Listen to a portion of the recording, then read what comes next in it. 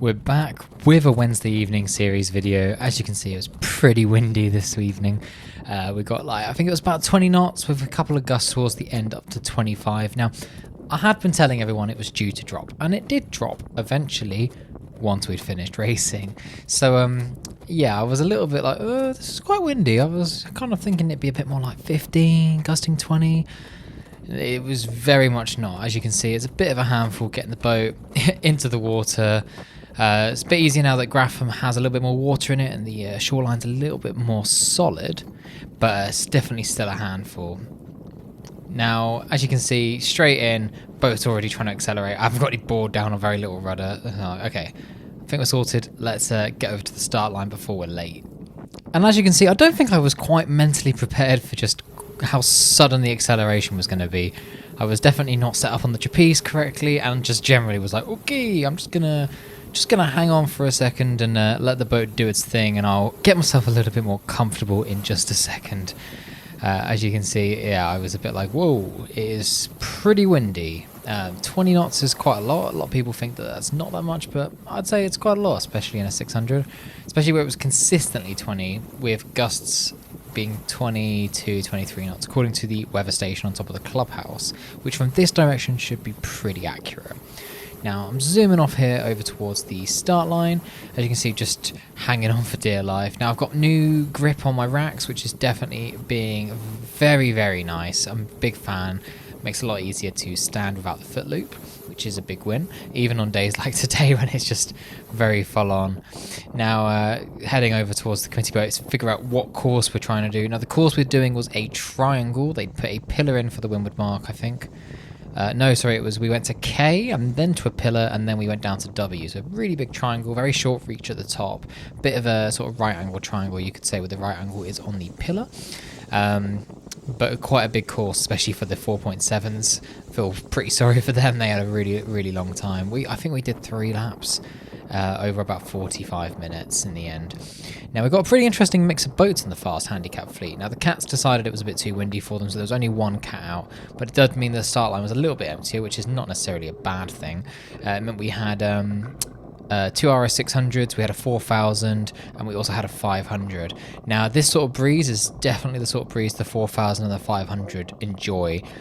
It's the sort of stuff where they can just get planing upwind, and those boats are so heavy that they handle the twitchiness just a little bit better, I think, than a 600. Obviously, you've also got 2 sets of hands as well, so you've got the little bit more flexibility when it comes to sorting out things. Now, as you can see, just got to get the rust off here because I've been avoiding a lot of windy sails recently. We've had a lot of very windy Sundays, so I've been using those to do some boat prep on my boat in preparation for Garda. So I've got a new grip on my racks. I've also sorted out a few other things, but I'll be honest, I can't remember what they are. I mean, the main thing is there's no gaffer tape on my sail anymore, so that's a big win. Got some sail repair tape on there, which looks a lot smarter and is a lot more flexible too, so big fan of that. But yeah, as you can see, the Harken grip tape working well. Haven't slipped forwards. Big fan of that. Still got normal pro grip on the gunnels though, so we'll see how we get on with the stuff. I've got grip tape on the tenterboard case. I was already familiar with it, but now got it on the racks as well. I've had it in the garage for about a year, but I've been putting off peeling off the old pro grip because I just knew it was going to be a massive pain to pull off. And yeah, guess what? It was a massive pain. It took me a good number of attempts to get it off. My girlfriend helped me as well. And between the two of us, it took multiple hours just to do I want to say it was the starboard side. Port side came off pretty easily. No stress there. Got the stuff on. It probably took me an hour altogether to get the old stuff off, clean it up, stick the new stuff on, wrap it in cling film, leave it for a few days. But the starboard side, I don't know what they used, but the glue they used was... I want to know. It was very good. Some industrial level Evo stick, I suspect. Now, here we are, lining up for the start. As you can see, I've lined up at the committee boat end here, got the 4000 going down the line a little bit. Every time I bear away, the boat accelerates like crazy because I've got quite a bit of kicker on, but I want to keep it on so that when we get into the start, the boat will power up nicely and point, especially because it is properly windy. So I've got lots of Cunningham on as well. Now, I've not got tons of room to leeward of me. I've got the 500 there, a little bit worried I'm going to slip towards them, so trying really hard not to slide sideways, but it's difficult because I just kind of keep moving when I've got that kicker on. It's very hard to hold station. I believe the trick here is series, you want to have kind of half your buttons inverted and half of them not to be able to sort of hold station. But here we go, we're going to pull the trigger a little bit late there on the gun, but it's okay, we'll make it work. Generally, I think I'm in a pretty good position for the start. I got told by the 500 crew that the bottom of my main sounded like a helicopter because of where the foot is quite loose at this point. Well, I pulled it tight, but it's quite an old sail, so it's starting to flap around a lot. But I decided to tack off as I just felt like I was getting squeezed, and I also thought they were asking if I could tack off, to be honest, because I couldn't hear them over the flapping. Funny that. But to be honest, tacking off seemed like quite a good option, where the wind's coming sort of down the lake from the dam, so it's quite quite consistent, not too shifty. As you can see, I'm just getting absolutely submarined by these waves, just not handling them particularly well here, but you know, we make do. Now I'm just going to cruise off to the right hand side here. Other boats have decided to follow suit as well. The Cat's banged the left hand corner, but we're not going to really compare ourselves to the Cat because in these sort of conditions it's not a race. They're going to win on handicap, and when it's light we're probably going to beat them. It's like apples and pears, you can't really compare them. Now, I feel like I've got into a good groove here. I'm trapezing sort of lowish. I'm able to play the main. It's working really well. I feel like I've got some good boat speed, good height. Getting ready to go for attack now, as I think I'm getting quite close to the shore over there, and I'm a bit worried about a wind shadow, even though it has previously benefited from a wind bend. But I decided I probably could make the... You know, I was getting quite far from the fleet, didn't want to take too many risks. Thought I could potentially make it to the mark if I got a good lift as well. So... always worth trying. Again, feel like I've got some good boat speed there. Boat's relatively flat, all things considered, crossing the 600, so that's good. He did take it all the way to the ley line, but he tacked a bit later than me, crossing the 500 and crossing the 4000. Now, the 4000's the interesting one here because they are a little bit slower on handicap as of recent years. We used to be the same speed. In fact, I think they used to be a little bit quicker, but nowadays we are definitely faster than them. But in a day like today, where their boat is weight equalized and there's two of them, it just seems that they go about the same speed upwind. I think I was a little bit quicker, but not tons. And downwind, they're just quicker because there's so much wind. They can both get planing with the kite, but they can also just soak super low. So they're kind of doing the same angles I am downwind, but a lot quicker because they have a kite. And because this course didn't have a reach in it, proper reach, I was definitely quicker on the reaches, but there wasn't really a good opportunity for me to stretch my legs and extend on the reaches. I find that a proper trapezoid course is the most fair between us because they're definitely quicker downwind, and if you do a proper trapezoid, the run is shorter than the beat, whereas in this case the run was definitely probably as long as the beat, if not a little bit longer, because of the way that the course was done. So it definitely sort of hinders the 600. But if you get a proper trapezoid where they can at least run the kite on one of the legs, I think that's probably the fairest option. But anyway, I'm rounding the windward mark ahead of them. There was an international canoe out, but the new rules boats are just super quick.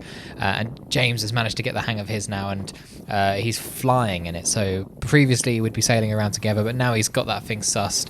He's just a speck in the distance, and he did actually beat all of us on handicap as well, so fair play to him. Don't really know how he does that boat downwind. I'll have to have a chat with him and watch a little more closely. But as you can see, this reach was really interesting because I kept getting hit by these big gusts. It was quite puffy on this shore coming from the visitor centre, so I kept finding myself wanting to ride the gusts. But yeah, I just found it kind of difficult to find the balance of riding the gust, but also like taking height to be able to actually make the mark, as you can see. And also trying to work out how low to trapeze as well, because obviously if I trapeze lower, I could maybe carry the height a little bit better. But then if I do need to bear away, I'm too low. So it's kind of catch-22 a little bit here. We're working quite nicely off towards the pillar mark. I notice as I'm playing these gusts, the 4000 is kind of closing in on me a little bit by just naturally sailing a shorter course. It's not ideal, obviously, but yeah, trying to figure out the balance here. Generally, I think this angle of the reach was a bit bizarre. It was a bizarre angle, and it definitely was quite close to the shore, so the wind was just unnecessarily puffy. But this is definitely the 600 in its prime, just cruising along, getting hit by these weird gusts, and yeah, just trying its best to get going. Now here's the pillar, trying really hard not to hit it with my boom. Now let's get some kicker off, get the boat ripping downwind. Woohoo! I have no idea how I saved this. I also love that I looked behind to see if anyone actually saw me have my little wobble. Everyone behind me, so the 500 and the 4000 were like, how did you save that? What happened? It's because I took the kicker off, obviously the top of the sail then twisted, and suddenly that was now ahead in front of the mast, so effectively encouraged the boat to sort of start to death roll. Same issue having a laser. If you have too much kicker off and you've got the boom a little bit ahead front of the mast, it naturally starts trying to sort of roll on top of you a little bit if you're not careful. Yeah, it definitely scared me a little bit there, but not a problem. Now, let's head downwind. I just don't feel like I quite got the downwind nailed. It definitely was quite light on this right hand side. Probably should have gone left. The 500 started doing that a little bit more on the later laps and made some big gains doing it. It worked on the upwind because it was puffier. I definitely think we should have done the same downwind. I was just playing it safe because I just felt very unstable with the gusts and the jives. As you can see, I've had a couple of wobbles now. Nothing that I really am super proud of, but I was feeling pretty exhausted going into this race, and it's showing. Now, I'm just trying to... I think is at first I realised I was doing the same angle as the 4000, which you can see in the sort of just below my sail is stormed off into the distance. So I'm trying to soak a little bit lower, but then I'm wondering, should I go a little bit higher, take a bit more speed? Normally in these conditions, I have no issues because there's very obvious gusts that you hit and then you soak in them. But I felt like I wasn't... I don't know, it felt like downwind was not the same story as upwind. Upwind, I felt like I had so much power I didn't know what to do with it. And downwind, I just felt like I had a lot, and it made the jibes a little bit twitchy, but the downwind speed didn't... I don't know. Something I need to have a little think on. I've been playing around with mast rake. My mast is definitely a little bit more upright than maybe it should be, so maybe I should have raked back a little bit on daylight today. Don't know. You let me know. Also, I could have definitely done with a little bit more halyard tension because I've got a 2-frac, but the halyard was definitely stretching a little bit, which was causing the sail to drop down a little bit. Maybe that doesn't help too. As you can see, storming off to the left-hand side here a little bit, but I am going to pop a jibe in not too late so that I can make it all the way to the right-hand side and then hit the ley line nice and fast. I think I actually had really good boat speed on this lap upwind. I felt the boat was really flat and I was doing a fantastic job of playing the main. Less so in lap 3, pretty knackered after that. This is the issue. You do one really good lap, but then you run out of energy for lap 3. The joys of after-work sailing when you're tired and haven't had dinner yet. But yeah, if we see this, you can see like I feel like I'm doing nicest job of playing the main upwind there, trying to keep myself really low and flat on the trapeze. Generally, it's pretty good. I definitely think there could be a little bit more. But the thing is, I'm trapezing so low, I notice my main sheet's actually bending round the rack, which is just adding unnecessary friction based on how I'm standing and stuff. So you can kind of see it there a little bit. It's bending around the rack because of how low I'm trapezing. Bit weird, I know. Is it a real problem? I'm not really sure. Well, we'll just have to see. Now, we're going for that tack at the ley line. Now, all I've got to do is... I think I actually closed in on the 4000 a little bit here, even though they were quite far ahead by the time they finished at W, the leeward mark. I think I actually closed the gap to them somewhat reasonably, which was pretty good. Obviously, that's what we want to see. But then the downwind, I felt like I just got slower and slower on the downwind, especially when you watch the 500, what they do in this next lap, as you'll see in a second. Going left definitely seemed to pay. It's interesting because if you look at the Strava map, it definitely didn't seem like I lost much distance-wise, but obviously the 500 is doing tighter angles than me anyway, so I guess it matters a little bit less to them if they can just get the speed going. Now, let's see what we can do going around this mark here. Reach going much better this time, I think. I was trying not to sort of bear away for the gust too aggressively, but take the speed where I could and just get super low and flat. As you can see, I'm down to the knot. Harken grip's making me feel a lot more confident about not having one foot on the gunnel or using the foot loop, so I can stand a little bit further forwards without having too much of the bow up in the air and too much of the arse in the water. So I think it's generally working pretty good. Now I just got to carry the boat all the way to that pillar. As you can see, the cat sails over the top of me. A little bit of a sort of dead patch there, but generally I feel pretty good about the reach. But as you can see, it's like now I'm trying to take a bit of height and it just sort of drops off a little bit. Very, very kind of twitchy. I didn't really like it. Definitely found when I kept a little bit more Cunningham on, that definitely helped to sort of make the sail a little bit more predictable. I kept trying to take it off to power up, but the reality is I actually just had too much power on the reach, as you can see here. I'm struggling for the power. I've had to bear away. I can actually head up a little bit there, but as you can see, I'm still just struggling to keep the boat flat and point it in the direction I want to. That looks pretty good. But as you can see, I'm struggling a little bit there, racking the water, super slow. Now here I'm like, okay, let's stay hooked on for just a second. while we carry this gust. As soon as I can get off the wire, we'll get that kicker off, get the Cunningham off, especially because in the previous lap on one of those jibes, when I've got lots of Cunningham on, it bends the mast. Where we don't have proper spreaders and a rotating mast, we have a little spreader bracket for our diamonds, but that can sometimes hit the shrouds when you run a lot of rig tension. And that was the issue I was having today. So you've got to get that Cunningham off to be able to straighten the mast up so that the spreader bracket is a little less bulging forwards towards your shroud. So it's not an issue, but it definitely makes a horrible noise, and it's a bit disconcerting when you hear it. So yeah, best to get the Cunningham off. As you can see, sails wide open. And maybe that's something else I could have done today, was to make these jibes and stuff a little bit easier, was put a tad bit more kicker on. As you can see, the boat gets super twitchy when you take all the controls off, but as you'll see shortly, I'm able to go flying downwind with having the kicker off. But it definitely makes a difference. Like here, I'm just absolutely zooming. But if you look on the left-hand side, you'll see the 500 in a second is starting to make a bit of an appearance. Even though I think I am storming downwind and making some really good gains. Potentially I could have sat a bit further forwards, maybe a little bit more inwards, you know, but here the 500 has definitely made some gains on that left-hand side downwind. As you can see, they're going to pop a jibe in directly behind me. I was a bit worried because they were on starboard and I did not feel with the speed I had that I was going to be able to do a jibe successfully and carry the speed without just falling in. So I'm very happy that they went above me. Even though they had right away.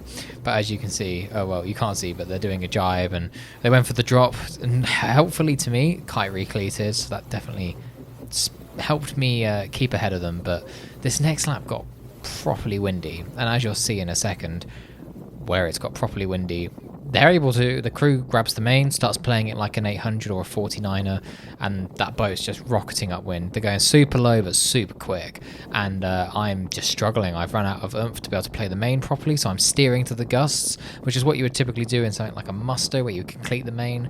You would steer to the gusts a little bit, at least for the like less fit people in the fleet. But a lot of the 600s, including myself, don't have a cleat, so we just got to hold it and hope for the best.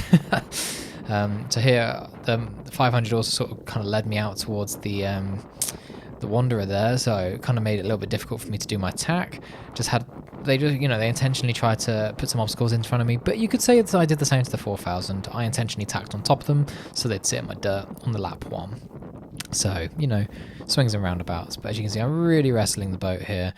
I decided to foot off a little bit and just surf upwind. As you can see, it's properly windy now, absolutely cruising upwind. The 500 is going lower, but we're going about the same speed. In fact, they're going a little bit quicker, so I'm a bit like, damn, normally I'm much quicker than them and I can point higher, but right now they are zooming away.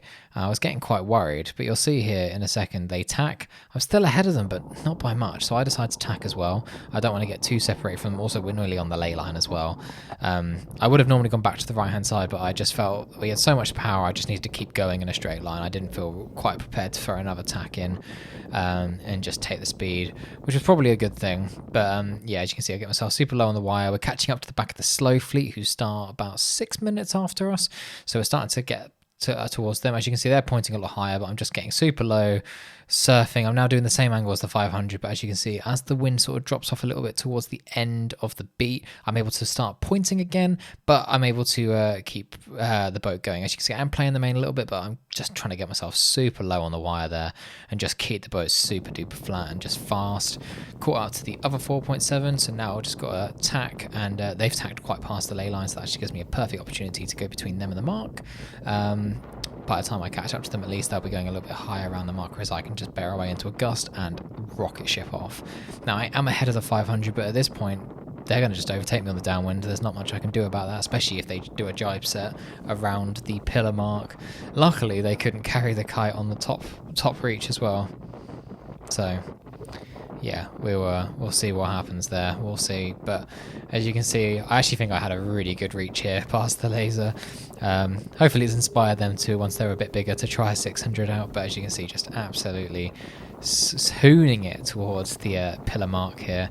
500 just can't match this sort of speed, which is good. I can extend a little bit on them there, but it still leaves the risk that obviously they've got a spinnaker. They did try to hoist it on lap 1, but they realised it's actually quite a lot tighter this leg. And if it was lighter, they could have definitely carried the kite, but not on this leg though. Not going to happen, is it?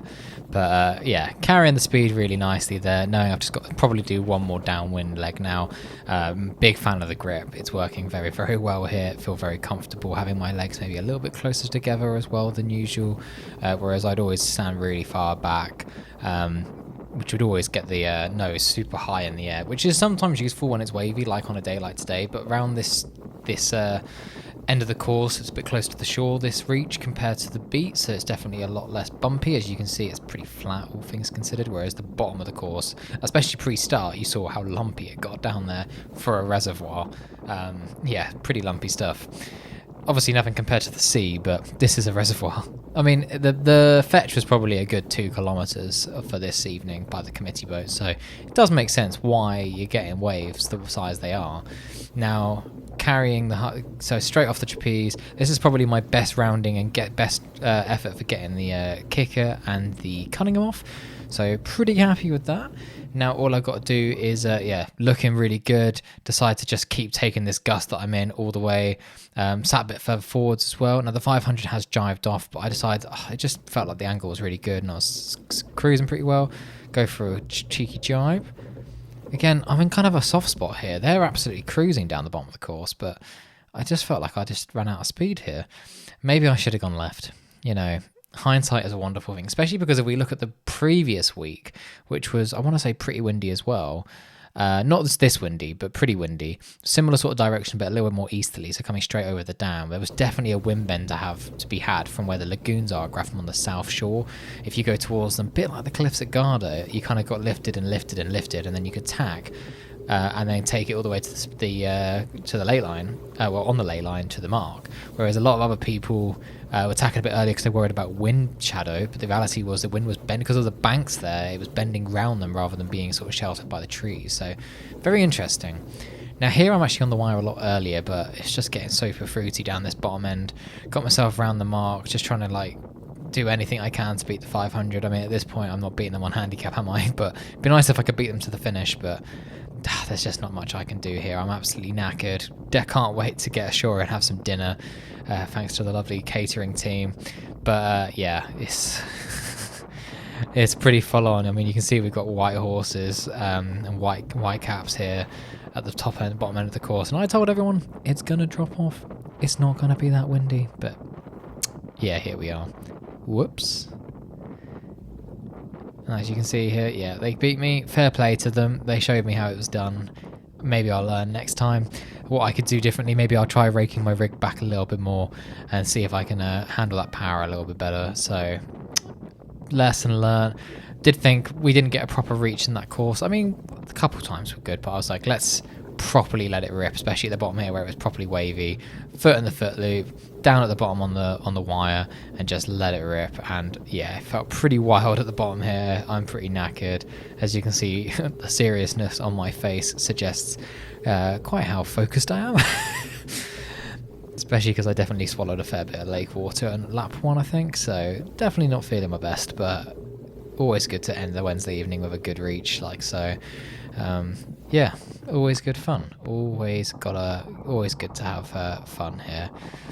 If you enjoyed this, then make sure to subscribe to this YouTube channel. I'm going to be putting some videos about Lake Garda, which we're going to next week. So if you are interested in that, definitely make sure to subscribe. And if you enjoyed this, make sure to like this video. It definitely helps me out a lot.